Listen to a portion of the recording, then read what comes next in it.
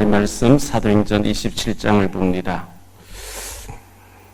사도행전 27장 9절부터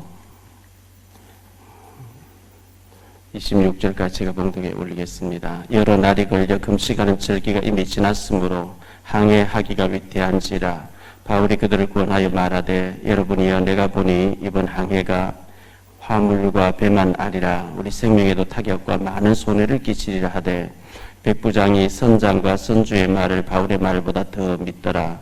그 항구가 겨울을 지나기에 불편하므로 거기서 떠나 아무쪼록 베닉스에 가서 겨울을 지내자 하는 자가 더 많으니 베닉스는 그레데 항구라.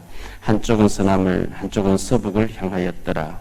남풍이 순하게 불매 그들이 뜻을 이룬 줄 알고 다스를 감아 그레데 해변을 끼고 항해하더니 얼마 안 되어 섬 가운데로부터 유라굴로라는 광풍이 크게 일어나니 배가 밀려 바람을 맞추고 갈 수 없어 가는 대로 두고 쫓겨가다가 가우다라는 작은 섬 아래로 지나 간신히 거루를 잡아 끌어올리고 줄을 가지고 선체를 둘러 감고 스르디스에 걸릴까 두려워하여 연장을 내리고 그냥 쫓겨가더니 우리가 풍랑으로 심히 애쓰다가 이튿날 사공들이 짐을 바다에 풀어버리고 사흘째 되는 날에 배의 기구를 그들의 손으로 내버리니라.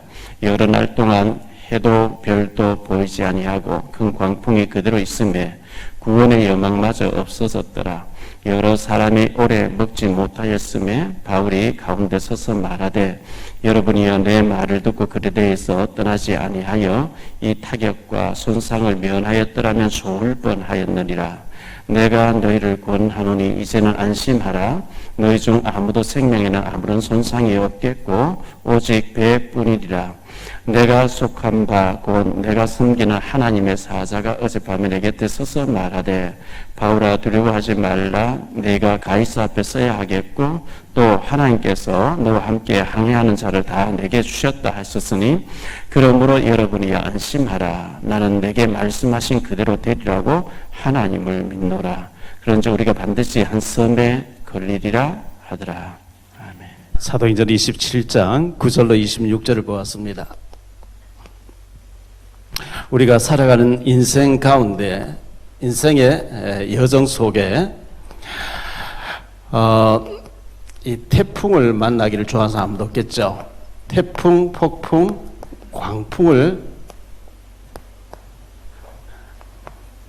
만났을 때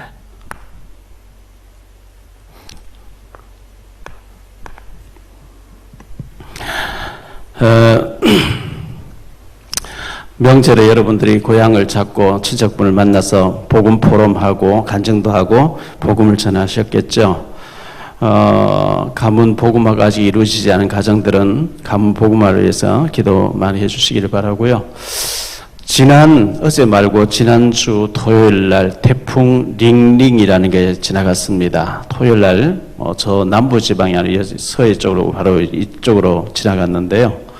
제가 5층에 제 사무실 앞에 베란다에 과일나무를 많이 심어놓고 사과도 많이 열었고 작년에 한 사과를 한 두 상자 정도 올해도 한 두세 상자 좀 따겠다 이렇게 생각하고 고추도 많이 심어놓고 이렇게 했었는데요. 태풍의 직격탄마다 다 막 나무가 다 넘어지고 다 떨어졌어요. 저는 그래도 조금 괜찮은데 1년 농사 다 지어놓은 사람이 태풍이 지나가면서 다 떨어져 버렸을 때 얼마나 허무할까요? 울부짖는 뉴스에 나오는 사람들을 봤습니다. 우리 살아가는 가운데 이 지진이라든지 또 이제 가뭄이라든지 이 태풍이라든지 홍수라든지 이 천재지변은 사람 힘으로 할 수 없잖아요. 이런 게 없으면 좋은데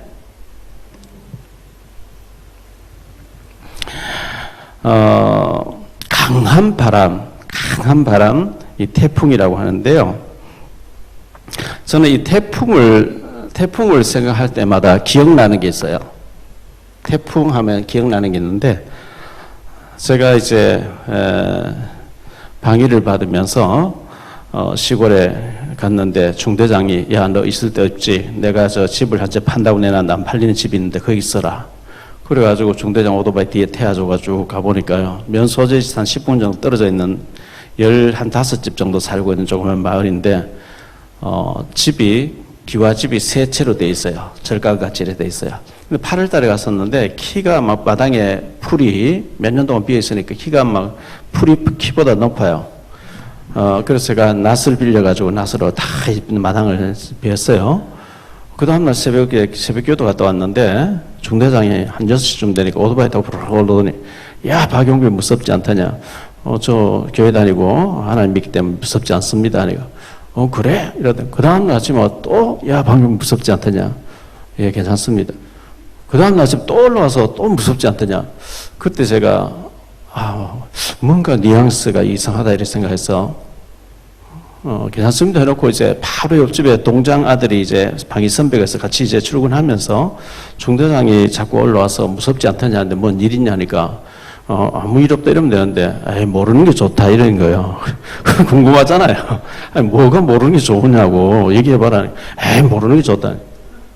얘기해봐라 하니까 후회 안 하겠냐고. 이러더니 그 집이 내가 있는 사랑방인데 마루가 있고 큰 방이 있는데 큰 방에 그게 묘를 깎아내고 묘를 없애고 집을 지은 집 밤마다 귀신 나타나 중대 엄마가 돌았다는 거예요. 그 귀신 나타나는 집이라 해서 판다고 해놔도 안 팔릴 집이라는 거예요. 그 소리 듣고 나니까 깨름직하죠. 그런데 태풍이 몰아쳤어요.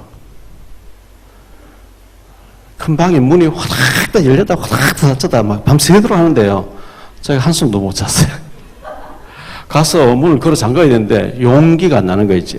뭐 천둥 계속 번쩍번쩍 치고 막 계속 하는데 아침에 이제 날이 밝아가서 그 문을 걸어서 철사로 막 묶어놨어요. 다시는 안 열리지 않도록. 그런 생각이 나고 태풍하면 이제 그 생각이 나고 15년 전쯤에 홍콩에 있는 이원희 선교사님이 신학원에 와서 강의하라 그래서 강의하러 갔어요. 강의를 뭐 이틀인가 했어요. 그 은혜 받은 그 집사님이 고급 빌딩에 식당을 아주 거창하게 하는 식당, 고급스럽게 식당 하시는 분이 식사 대접한다는 거예요. 이원희 선교사 제가 오라는 거예요. 그래서 이제 오후에 저녁 비행기 타고 이제 한국 와야 되는데, 택시 타고 가는데 막 비가 많이 쏟아지는 거예요. 태풍이 온다는 거예요. 뭐 가서 예배 드리고 2시간 정도 식사를 하면서 얘기 나누고 나오니까 태풍이 막 강해져 가지고요. 택시가 없는 거예요. 홍콩에는 참 고층이에요. 고층에다가 간판 다 놨는데 태풍이 불면 간판이 다 떨어진 차를 운전하는 사람 떨어지니까 택시가 아예 한 대도 없어요. 택시 없이 비를 맞으면서 우산 뭐 조금만 했는데 바람이 다 날려가 버리고 비를 맞으면서 2시간 가까이 걸어가지고 이제 그 교회까지 왔거든요. 왔는데 교회가 뭐 5층에 있는데 셔터를 내려놨어요. 아무리 문을 두드려 한 2시간 두드려 안 열어주는 그 문제를. 그래 뭐 비 다 맞았죠. 가방이 안에 있기 때문에 가방 꺼내야 공항 가는데 막 기도하면서 계속 두드렸더니 한 2시간만 누가 열어줬어요. 홍콩 하면 제가 태풍 생각이 나는 거예요. 이제 그런 일이 있었는데요. WMO라고 하는 세계 기상기구에서는요, 최대 풍속 33m 이상인 것을 태풍이라 하고, 32m 이하 25m를 폭풍이라 이렇게 얘기한다고 합니다. 미국에서는 이걸 허리케인이라고 하기도 하고요, 인도양에서는 사이클론이라고 하기도 하고요, 또 오스트레일리아에서는 윌리라고 한다고. 이 태풍에 대한 각 나라의 이름이 달라요. 미국 같은 한 번씩 허리케인이 지나가면요, 중부 지방에 많이 있죠. 도시 자체가 없어 버리겠죠. 차도 다 날아가 버려, 사람도 다 죽고 막 어마어마하게 이 얼마나 이 돌개 바람이 강하게 일어나는지 그런 일이 있어요. 그런 가운데 성경에 보니까 태풍과 관련된 얘기가 참 많이 나오는데 출애굽기 10장에 보면요, 모세가 애굽 땅에서 그 지팡이를 들매 여호와께서 동풍을 일으켜 온 낮과 온 밤에 불게 하시니 아침이 되매 동풍이 메뚜기를 불러들인지라. 메뚜기 재앙 내릴 때 큰 바람으로 메뚜기 떼를 막 음하게 몰고 왔다, 이 말씀이 나오고요. 출애굽기 14장 21절에 보니까요, 홍해 앞에서 일어난 일이죠. 모세가 바다 위로 손을 내밀며 여호와께서 큰 동풍이 밤새도록 바닷물을 물러가게 하시니 물이 갈라져 바다가 마른 땅이 되었더라. 그래서 큰 바람으로 바다를 갈라가지고 이스라엘 백성들을 마른 땅으로 건너게 하고 애국 군대는 거기서 빠져 죽도록 그렇게 하나님 만드신 장면을 소개합니다. 욥기서 1장 19절에 보니까요. 욥이 있는데 막 그 종들이 보고를 하는데요. 거친 들에서 큰 바람이 와서 집 내 모퉁이를 치매 그 청년들 위에 무너짐으로 그들이 죽었나이다. 욥의 7 아들과 3 딸이 죽었다고 이렇게 보고하는 장면이 큰 바람이 불어와서 집이 무너지면서 죽었다 이런 얘기를 합니다. 열왕기상 19장에 보니까요. 열왕기상 19장 11절에 보니까 엘리야가 그 호렙산에서 하나님의 음성을 듣는 가운데 여호와께서 이르시되 너는 나가서 여호와 앞에 산에 서라 하시더니 여호와께서 지나가시는데 여호와 앞에 크고 강한 바람이 산을 가르고 바위를 부수나 바람 가운데 여호와께서 계시지 아니하고 그 후에 세미한 음성이 들렸다 이런 말씀 나오죠. 열왕기하 2장 11절에 보면 두 사람이 길을 가며 말하더니 불수레와 불말들이 두 사람을 갈라놓고 엘리야가 회오리 바람으로 하늘을 올라가더라. 엘리야를 하나님 산채로 승천시켜 버렸는데요. 이런 바람, 회오리 바람으로 그를 데려갔다 이렇게 말씀하고 있어요. 자, 성경에 여기저기 이 바람에 대해서 나오는데 민수기 11장 31절에도 보면요.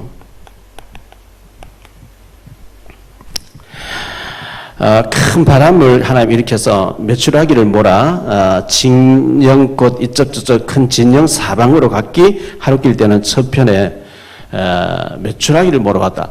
백성들이 만나면 먹고 못 살겠다. 고기 달라 하니까 하나님 큰 바람을 통해서 메추라기를 꽁 같은 것들 막 몰아서 고기를 먹게 했다 이런 말씀이 나오죠. 성경에 이와 같이 큰 바람, 태풍 이런 얘기들 여러 번 나오는 가운데서 오늘 제가 좀 4가지로 말씀을 드릴까 합니다. 노아 홍수가 나오죠. 요나가 만난 풍랑이 나옵니다. 예수님이 타고 가는 배에 풍랑이 몰아칩니다. 이 바울이 타고 가는 배에 풍랑이 일어났습니다. 이 4가지를 좀 말씀드리려고 합니다.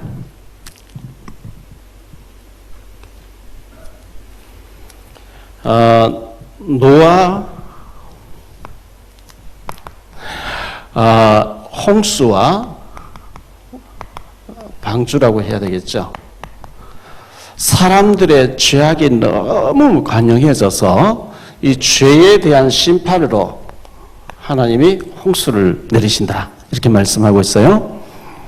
창세기 6장부터 9장까지 홍수와 관련된 얘기가 나옵니다. 특히 창세기 6장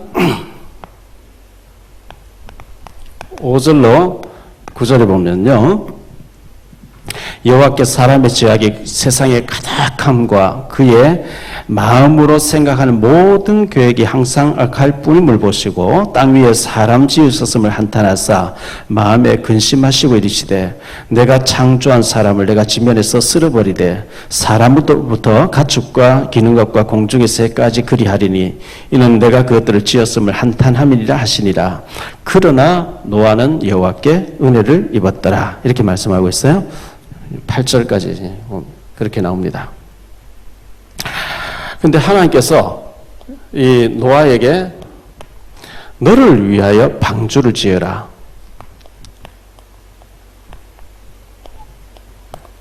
너를 위하여 방주를 지어라. 창세기 6장 14절이죠. 하나님 노아에게 너 자신을 위해서 방주를 지어라. 이 방주는 예수 그리스도를 가리킵니다. 방주 안에 들어가면 어떤 사람 살아요? 짐승도 살아요? 방주 밖에 나오면 아무리 박사학위 몇 개 가져도 재벌도 다 죽어야 돼요.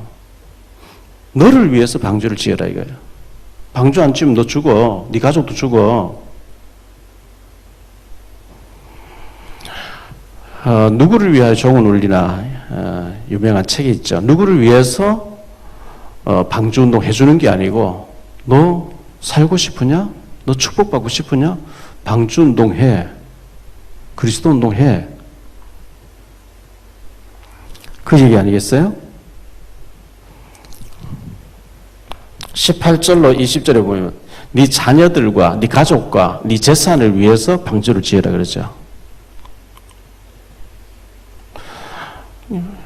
지난주에 중자대학원 개강을 했는데 제가 강조를 했더니 많이 들어오셨어요. 많이 들어오셨는데 그 서론 유 목사님 메시지 하시기 전에 RUTC 방송에서 제작했던 2단 24라는 프로를 보셨죠? 얼마나 심각합니까? 이 복음을 못 만나가지고 하나님 못 만나가지고 뭔가 잡신 사탄의 그 어떤 전략에 사람들 죽어가고 있단 말이죠. 정확한 복음만은 우리가 너무 중요하고 우리를 통해서 하나님 그런 사람들에게 답을 주기를 원하기 때문에 훈련받고 쓰임받을 준비를 하셔야 돼요. 경인 이마누엘교회 김대훈 목사님 그 교회 장로님이 지난주 사무실에서 얘기하대요. 김대훈 목사님은 중직자 대학원에 안 들어온 사람은 바빠서 못 들어오면 사유서를 써라. 돈 내놓고 오지 마라. 바쁘거든. 저도 좀 그렇게 해야 될 것 같아요. 누구를 위해서 아니고 하나님 위해서 미자립교회 개척교회 돕기 위해서 중직자 대학원에 등록하는 줄 알았는데 그게 나를 위하는 것인 줄 믿습니다. 너 자신을 위해서 하라 그랬거든요. 6장 15절에 보면요. 그 규모가 나와요. 방주의 규모가 나오는데요. 몇 규빗 나오죠. 길이가 135m. 넓이가 방주의 넓이가 22.5m. 높이가 13.5m. 이걸 상중하 3층으로 지었는데 연면적이 2,812.5m 5평이라 이렇게 얘기해요. 그러니까 굉장히 넓은 방주죠. 하나님께서 이 방주를 산 꼭대기, 산 위에 올라가서 지어라. 그때 현대식 장비가 있겠습니까? 노아 가족 8명이 달라붙어서 산 꼭대기에 올라가서 100년이 넘도록 뚱땅뚱땅 밤낮 없이 그 방주를 지은다 하니까요. 아무도 그들도 보지도 않아요. 왜 돌았다는 거죠. 방주를 지으려고 바닷가에 가서 조그만 배를 지은다면 이해가 되는데 온 가족이 달라붙어서 산 꼭대기에 모든 사람 다 보라고 산 꼭대기에 올라가서 계속 밤낮 없이 뚱땅하니까 노아 영감 혼자 돌지 왜 저 가족들까지 저렇게 고생시키나. 온갖 비난과 조롱 다 하면서 아무 동참을 안 해요. 방주를 다 지었어요. 다 지었는데 다 짓고 나니까요. 하나님이 축복하시는데 노아에게 자 방주를 다 지었으니 이제부터 암수 짐승들 보존할 걸 집어넣어라. 잡아서 넣어라. 이렇게 노아가 막 코끼리 잡으러 다니고 말이죠. 원숭이 잡으러 다니면 골병 들 거예요. 다 짓고 나니까 하나님이 암수 한 쌍씩 정확하게 질서 있게 다 들어가게 하시더라고요. 그래서 방주를 우리가 할 수 있는 걸 우리가 하고 나머지는 하나님 다 하신단 말이죠. 하나님 다 들어가게 하시더래요. 그리고 일주일을 앞두고요. 일주일을 앞두고 노아가 다시 외치는데 아무도 안 들어와요. 그래서 다 들어가고 난 뒤에 하나님이 방주의 문을 닫으시더라 이렇게 말씀하고 있거든요. 자, 어쨌든 홍수가 일어나서 다 죽어버렸어요. 노아 가족 8명 물이 150일 동안 잠겨 있었다 그랬거든요. 잠긴 가운데 노아 가족 방주 안에 들어가는 것 외에는 다 죽었거든요. 다 죽었는데 이때 세계 복음화가 딱 한 번 이루어진 거죠. 왜? 노아 가족 8명 다 믿었으니까요. 세계 복음화가 딱 한 번 이루어졌고 노아가 최고 재벌이 됐어요.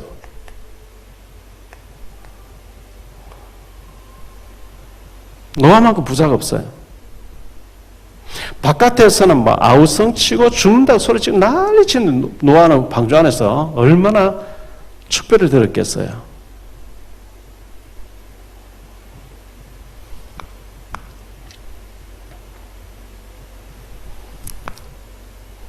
요나가 만난 태풍입니다.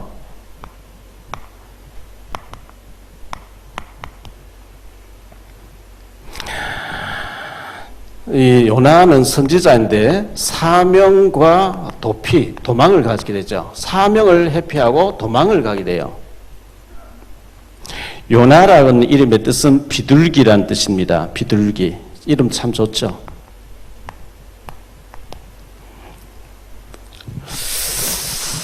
북조 이스라엘에서 활동한 선자인데요. 북이스라엘의 아합 임금이 7대 왕이었던 아합 임금 이세벨이 여호와의 종들을 다 잡아 죽일 때 가장 강한 선자가 나타나서 엘리사가 7,000명을 키웠는데 엘리사가 딱 죽고 난 뒤에 바로 바톤을 이어받은 사람이 요나라고 합니다. 굉장히 중요한 사람이죠. 지금부터 2800년 전의 사람입니다. 2800년 전에 북이스라엘, 남쪽 유다가 아니고 북이스라엘에 활동한 선지자인데요. 요나서 1장 1절로 3절에 보면 여호와의 말씀이 아미떼의 아들 요나에게 임하니라. 너는 아수르 수도 니느웨에 가서 저 큰 성읍에 가서 여호와의 말씀을 대언하라. 너희들이 회개하지 아니하면 40일 후에 심판이 임해서 다 죽게 될 것이라. 하나님이 그렇게 말씀하셨다. 이걸 전하라 그러는데요. 요나가 싫어했어요. 자기들 나라를 괴롭히는 원수의 나라 하나님 앞 살기는 싫어해가지고 다시스로 도망갔다 그랬거든요. 하나님의 말씀은 니느웨로 가라. 니느웨 가서 말씀을 전달해서 경고해서 회개시켜라는데 다시스로 도망을 갔어요. 다시스로 도망갔는데 바닷가에 나가니까 배가 없어야 돼. 배가 딱 대기하고 있어요. 3절에 보면 성과를 주고 돈을 주고 배를 딱 타니까 배가 출발하는 거 있죠. 그때가 요나가 형통하게 하시는 거구나 이렇게 생각했겠죠. 뭐 하나님 말씀 순종 안 해도 바닷가에 나가면 배가 탁 있고 말 타니까 뭐 또 떠나고 말.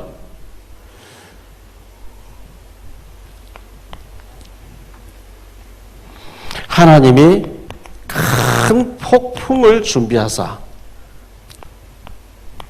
하나님이 큰 폭풍으로 요나를 깨웁니다. 요나서 1장 4절에 보니까요.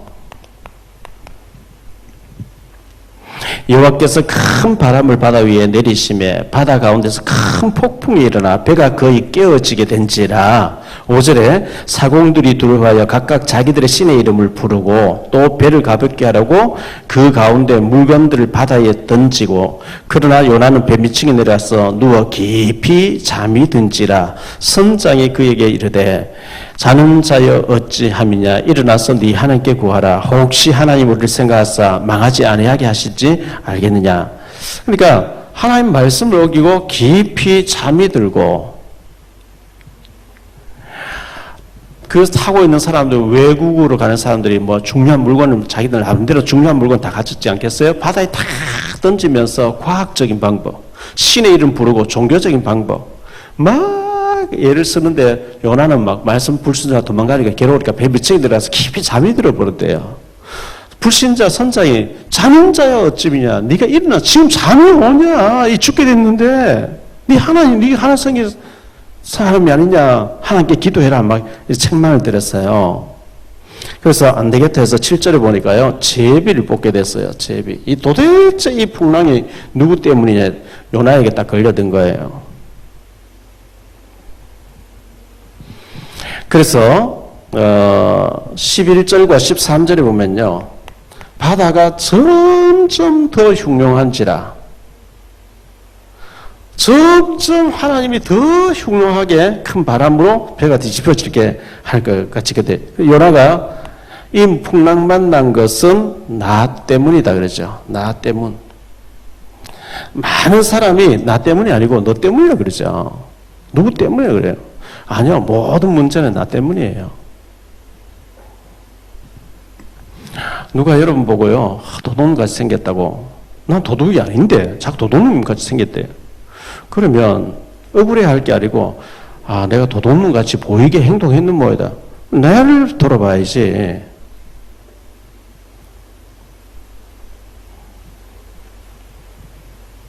나 때문이야. 나를 들어 바다에 던지라 그러죠. 그런데 어떻게 하든지 막 그 바닷가에 좀 배를 대보려고 애쓰니까 애쓰면 애쓸수록 점점 더 흉흉하게, 근원적인 해결 문제를 안 하기 때문에 더 흉흉하게 하나 만들었대요. 그래가지고 할 수 없이 15절에 던짐에, 그래서 요나를 바다에 던졌대요. 던짐에 17절에 보니까 이미 하나님 큰 물고기를 준비해서 던지자마자 입을 쩍 벌리고 요나를 삼켜버렸어요.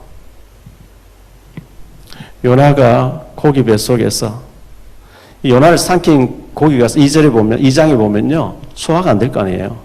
바다 끝에 갔다가 위로 올랐다가 막 태평양 바다 왔다 갔다 하는데 배멀미가 아니고 고기 멀미를 죽도록 하는 거예요. 3일 동안. 거기서 막 회개합니다. 요나가 막 기도합니다. 회개합니다. 이렇게 감사 기도를 합니다. 9절에 보면, 2장 9절에 보면요. 그 하나님께서 요나 보고, 고기 보고 요나를 토해내죠. 요나가 3장에 보면 니느웨 가서 이제 말씀을 전하는데요. 하나님의 사랑을 오해한 거예요. 하나님이 영혼 사랑하시는데 이걸 모른 거죠. 3장에 보면 요나가요, 그 니느웨는 3일 길이래요. 3일 동안 다니면서. 왜? 12만 영혼이 살고 있는 곳이니까요. 하루 동안 몇 군데 가서 얘기했는데 3일 뭐 갈 것도 없어요. 왕부터 해서 전 백성들이 회개하고 금식하고 난리 나버렸어요. 그럼 요나가 참 내가 악합니다. 내가 나쁜 놈입니다. 이렇게 복음 잘 받는데 이래 나와야 되는데 하나님 나를 죽여주십시오 이러죠. 4장에 보면요, 요나가 심히 싫어했대요. 회개하는 거 보고. 하나님 이것들 다 죽여야 되는데 왜 살리려고 합니까? 하나님 깨닫게 하시려고 6절에 보니까요, 박넝쿨을 준비했어요. 요나가 이 박넝쿨 보고는요, 막 자기 이제 땡볕에 박넝쿨 그늘이 세워지니까 너무 좋아했다는 거예요. 하나님이 벌레를 예비하사 그 다음날을 그 박넝쿨을 씹어서 마르게 해보니까 또 요나가 화를 내는 거예요. 하나님 나 죽여주십시오. 요나 기쁨의 수준이 알만합니다. 박넝쿨 보고는 심히 기뻐하고 벌레가 물어보니까 또 죽여달래요. 하나님 뭐라고 얘기하죠? 네가 이걸 심었냐 길렀나? 하루 저녁에 났다가 하루 전에 망한 이 박넝쿨도 네가 아끼거든. 여기는 앞뒤 좌우를 분간 못하는 12만 영혼이 있는데 내가 이 12만 영혼을 아낄 것이 어찌 합당하지 않냐?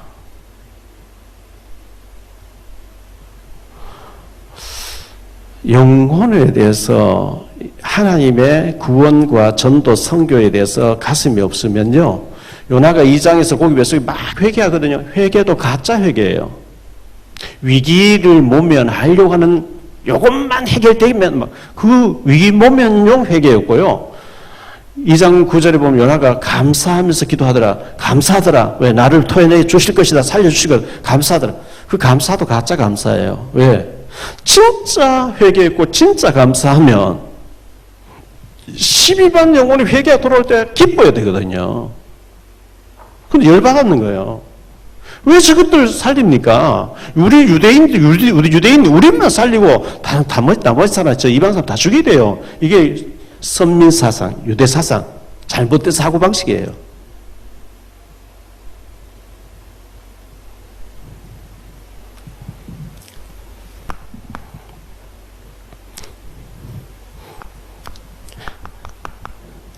예수님을 모신 배에 풍랑이 일어났어요.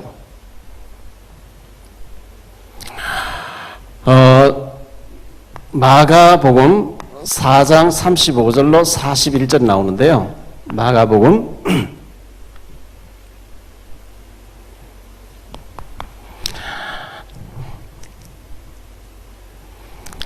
예수님의 명령 따라서, 말씀 따라서 예수님이 하루 종일 사역하시고 난 뒤에 해가 저물어 어두운데요. 제자들 보고 배 타고 저 건너편 마을로 가자. 갈릴리 호수. 갈릴리 호수는 너무 크기 때문에 갈릴리 바다라고 하기도 하고 호수라고 하는데요. 내일 사역지, 내일 말씀 전해야 될, 우리가 복음 전해야 될 저 건너편 마을로 가자. 배 타고 가자. 예수님이 명령에 있어 예수님 모시고 배가 여러 척이 출발하더라고 그랬거든요. 그 예수님 모신 배에는 어부 출신들 있잖아요. 그때는 전기 모터가 없이 노 젓는 거거든요. 이 노를 젓어서 가는데 마가복음 4장 35절로 38절에 보니까요.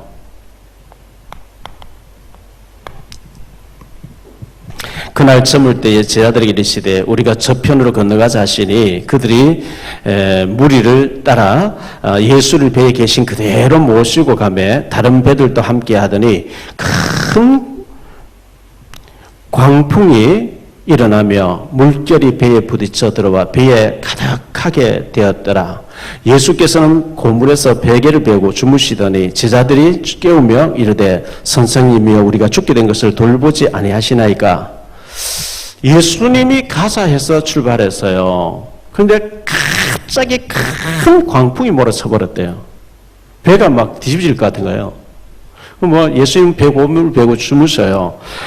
예수님은 굉장히 지금 피곤하셔가지고 배 고물을 베고 주무시는데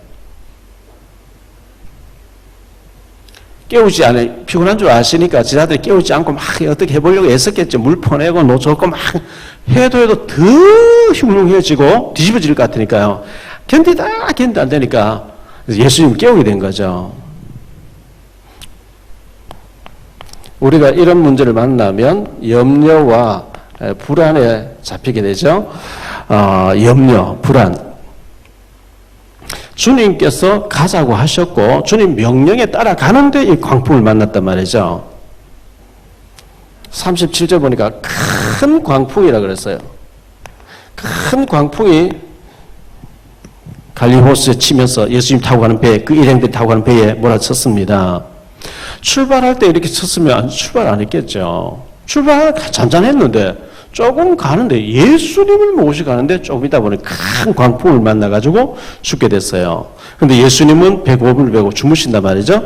마가복음 3장 20절에 보니까요. 예수님 가시는데 얼마나 인산인해 많은 사람 병자를 데려와서 고쳐달라고 하는지 예수님은 식사할 겨를도 없더라. 예수님 한가하게 앉아 식사할 수가 없을 정만큼 막 사람들 치유해 주시고 말씀 전하시고 하다 보니까 육신을 입고 계신 예수님 피곤했겠죠. 그래서 그 풍랑과 배가 막 흔들리는 가운데서 배 고음을 배고 주무시더라 그랬거든요. 그래서 도저히 안 돼가지고 예수님 깨우면서 우리가 죽게 된 것을 돌아보지 아니하시나이까 하면서 38절에 보니 그렇게 예수님 깨우면서 얘기를 했습니다.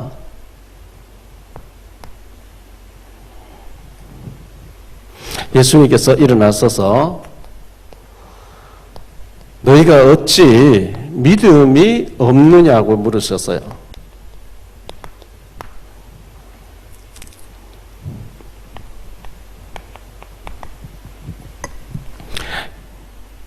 예수께서 깨어 바람을 꾸짖으며 바다더러 이르시되 잠잠하라 고요하라 하시니 바람이 그치고 아주 잔잔해진지라.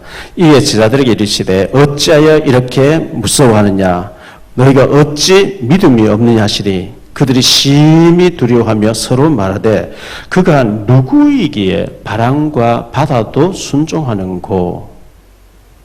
예수님을 3년 동안 모시면서도 예수님이 바람과 바다는 잔잔하게 할 수 없다고 믿었어요.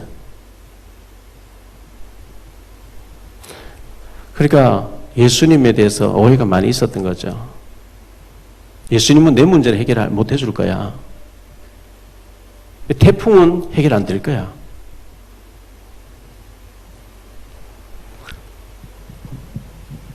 예수님을 창조주로 체험이 안 되니까 굉장히 걱정하는 거죠. 염려, 불안.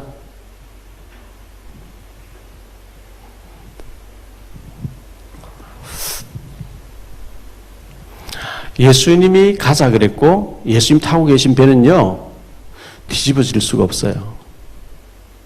그 배가 뒤집어서 예수님도 사도들도 다 죽었더라. 끝.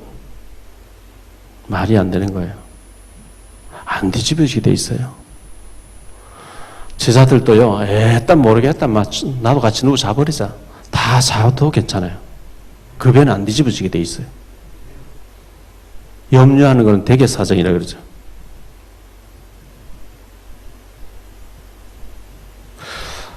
창조주도 되신 예수님이 배 타고 가다가 뒤집어서 예수도 빠져 죽고 제자도 다 빠져 죽고 끝. 말이 안 되는 얘기 아니겠어요? 안 뒤집어지게 돼 있어요. 그럼 왜 그 풍랑을 이렇게 했냐? 워낙 안 믿으니까 바람과 바다도 순종하는 믿으라고. 여러분의 인생에 큰 광풍을 만나지 않았습니까?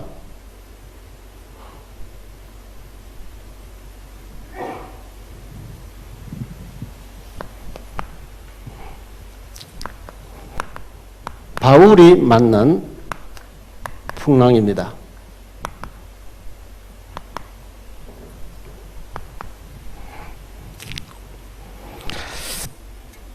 바울은 복음을 전하다가 가이사 앞에 항소를 해서 재판받으러 로마로 가게 됐습니다. 바울은 로마 시민권자니까요. 가이사 황제에게 재판받을 수 있어요. 이 바울은 기도하는 가운데 사도행전 9장 15절에 보니까 이방인을 위한 택한 나의 그릇이라 했는데요. 이방인들과 주께서 이르시되 가라 이 사람은 내 이름을 이방인과 임금들과 이스라엘 자손들에게 전하기 위하여 택한 나의 그릇이라. 하나님이 바울을 부르시고 아나니아에게 바울이 가서 안수해서 눈을 다시 보게 하라 하니까 아나니아가 아이고 그 사람요 예수 믿는 사람 잡아주기 아니다. 내가 택한 그릇인데 이방인들과 임금들 앞에 세우기 위해서 내가 세운 사람이다 이렇게 얘기하죠. 그래서 바울이 사도행전 19장에 보면요. 사도행전 19장 21절에 보면 로마도 내가 보아야 하리라 했더니 그 말씀을 받아서 사도행전 23장 11절에 주께서 바울에게 그래 네가 로마에서도 증거해야 된다. 바울의 고백을 예수님 바로께서 인쳐버린 거예요. 그리고 오늘 말씀 27장에 보면요. 24절에 너는 가이사 앞에 서야 된다. 바울은 로마에 가서 가이사 앞에 서서 이 재판 받아야 된다 알기 때문에 바울은 풍랑을 만나도 염려를 안 해요. 왜? 미리 이명 계약이 있어요. 근데 그 배가 출발하려고 할 때요. 오늘 말씀 27장을 찾아놨으니 한번 보죠. 율리오 1절에 보니까 율리오라는 백부장이 인솔자가 됐는데요. 바울이 이 배가 출발해서 8절에 보니까 미항이라고 하는 곳에 도착했어요. 조그만 섬에 도착했습니다. 그런데 9절 이하에 보면 바울이 이미 금시간 절기도 지났고 지금 겨울에는 바람이 많이 부니까 가면 위태하다. 겨울 지나고 가자 하니까 이 백부장이 11절에 선장과 선주의 말을 바울의 말보다 더 믿더라 그러죠. 이 결박되어 있는 죄수의 말을 무시한 거예요. 선장과 선주는 괜찮다는 거예요. 이래가지고 12절에 불편하기 때문에 그곳은 불편하기 때문에 저 베닉스라고 하는 큰 항구에 가서 겨울 동안 그곳에서 있다가 가면 그곳은 시설 좋고 모든 게 편안하니까 물건도 많이 있어요. 그곳으로 가자 갔는데 얼마 못 돼요. 14절에 얼마 안 돼요. 큰 풍랑 큰 광풍을 만나죠. 큰 광풍을 만납니다.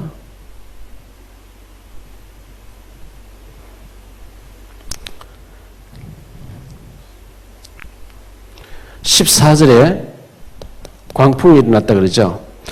20절에 보니까요. 큰 광풍이라 그랬어요. 이래가지고요. 사람들이 뭐 아우성 치고 난리 난 거죠. 27절에 보니까요. 14일 동안, 열날 동안 그러죠. 이 33절에 보면 열날, 먹고 마시지 못한 지가 열날 됐다. 배가 뒤집어지려고 하니까요. 그럼 뭐 난리 났어요. 하루 이틀이지 14일 동안 배가 계속 뒤집어지려고 하니까 얼마나 힘들겠어요. 근데 24절을 다시 보면요. 바울아 두려워하지 말라. 네가 가이사 앞에 서야 하겠고 또 하나님께서 너와 함께 항해하는 자를 다 네게 주셨다. 하나님이 왜 바울이 타고 가는 배에 풍랑을 만나게 했냐니까 이 영혼 구원을 위해서입니다. 24절에 보니까 이 배를 타고 있는 모든 사람을 네게 붙이려고 그 사람들이 몇 명이냐 하니까요. 276명이죠. 276명. 어디 나오죠? 이 37절에 나옵니다. 37절에. 이 배를 타고 있는 276명. 결박대에서 포성전에 묶여있는 바울 말 안 들어요. 풍랑 안 만나면 안 들어요. 풍랑을 만 죽다 살고 나니까 바울 말 듣기 시작하겠죠. 이래가지고 멜리데 섬 28장 1절에 보니까 멜리데 섬에서 석 달을 지나게 되는데 그곳에서 바울은 전체 다 276 다 전도할 뿐만 아니라 멜리데 섬에 있는 그 추장과 그 가족들 다 전도하는 장면이 28장 1절로 10절에 나옵니다. 바울이 풍랑만 좀 고생하지만 풍랑이 아니면 절대 바울 말이 안 듣기 때문에 그 영혼들을 건지기 위해서 하나님 풍랑을 허락해 놓은 거예요.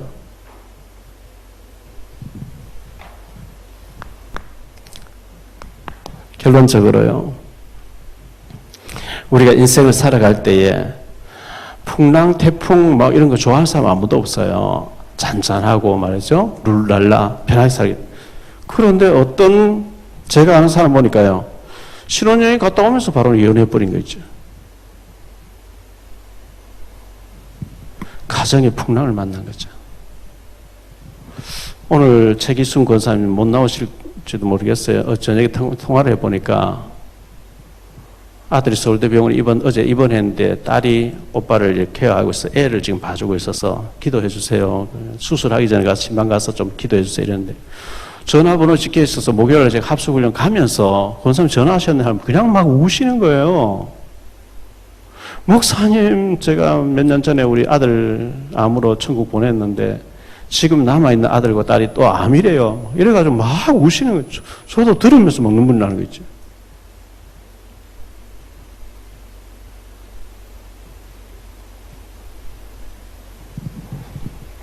우리 인생의 풍랑을 만날 때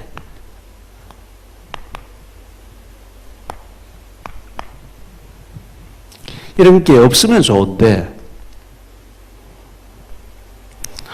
어떤 사람은 건강으로, 질병으로, 어떤 사람은 경제적으로 사업하다 부도나 버리는 거예요.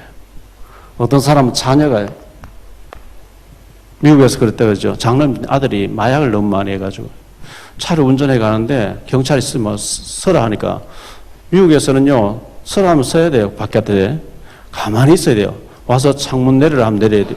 뭐 면허증 보자 하면 그때 꺼내야 되는데 미리 뭐 하니까 총 꺼내는 줄로 바로 쏴버린 거예요. 미국에는 그게 합법이 돼 있어요. 뭐 이런 막 움직이니까 총 꺼내는 줄로 쏴버리는 거예요. 참 안타까운 일이죠.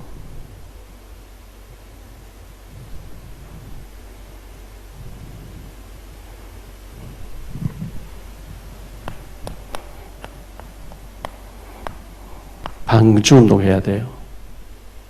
복음운동 해야 돼요. 훈련받고 은혜받고 우리가 살리는 운동을 해야 돼요. 누구를 위해서? 너 자신을 위해서.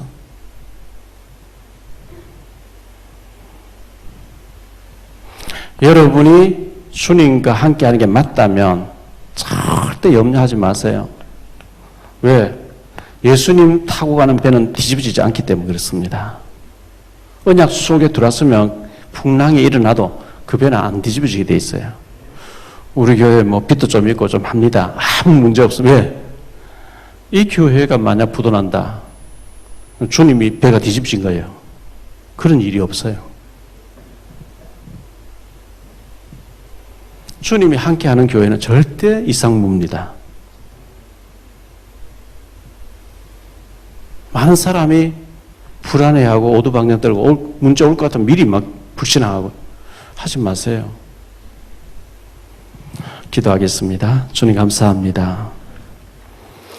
원하지 않게 우리가 살아갈 때 천재지변이 일어나기도 하고 광풍을 만날 때도 있습니다.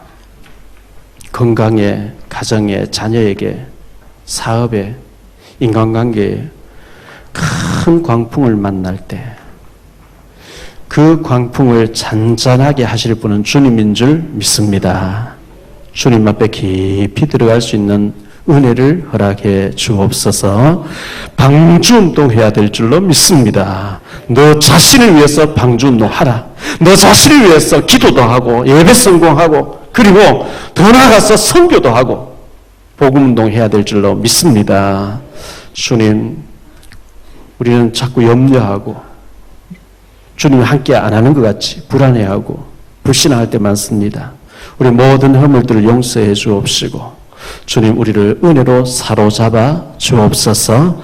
살리는 자가 되게 해 주옵소서. 주님이 함께 하시기 때문에 절대 이상 없는 줄 믿습니다. 하나님 앞에 끝까지 쓰임받는 믿음의 사람들 되게 하옵소서. 이 시간 예물 드립니다. 경제가 회복되어지는 축복의 예물이 되게 해 주옵소서. 주 예수 그리스도 이름으로 기도하옵나이다.